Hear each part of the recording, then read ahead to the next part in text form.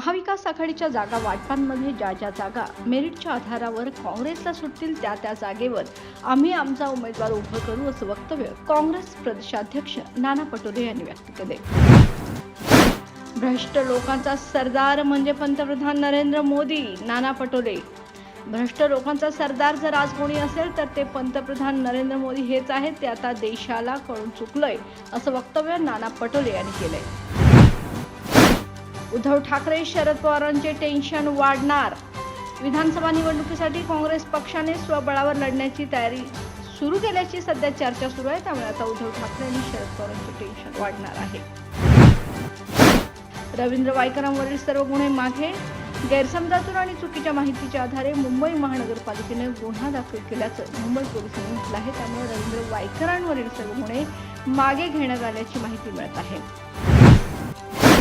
एकनाथ शिंदे अजित पवारांच्या गटाला बसणार मोठा फटका। मिलिंद नार्वेकरांनी उमेदवारी मागे न घेण्याचा निर्णय घेतल्यानं एकनाथ शिंदे अथवा अजित पवारांच्या गटाला हा फटका बसणार असल्याची शक्यता वर्तवली जात आहे।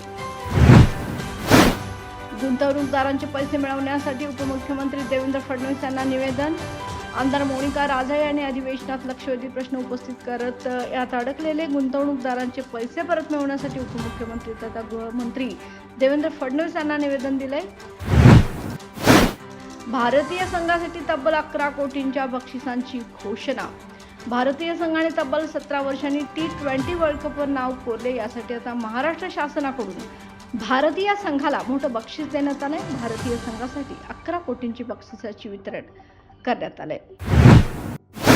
मनोज जरांगे 13 तारखेनंतर भूमिका स्पष्ट करणार। मनोज जरांगे पाटील यांच्या मराठा आरक्षण शांतता रॅलीला आज हिंगोलीतून सुरुवात होणार आहे। जरांगे आपल्या भूमिकेवर ठाम असून 13 तारखेनंतर आता ते आपली भूमिका स्पष्ट करणार आहेत। खेळाडूंना 11 कोटी देण्याची काही गरज नव्हती। जय वडेट्टीवार म्हणाले, इंडियन क्रिकेट टीमला 11 कोटी देण्याची काही गरज नव्हती। आपले क्रिकेटर आपल्या देशासाठी खेळतात, तर पैशांसाठी खेळत नाहीत असं वक्तव्य विजय वडेट्टीवारांनी केले। मुख्यमंत्री एकनाथ शिंदे यांचा उद्धव ठाकरेंना आणखी एक मोठा धक्का।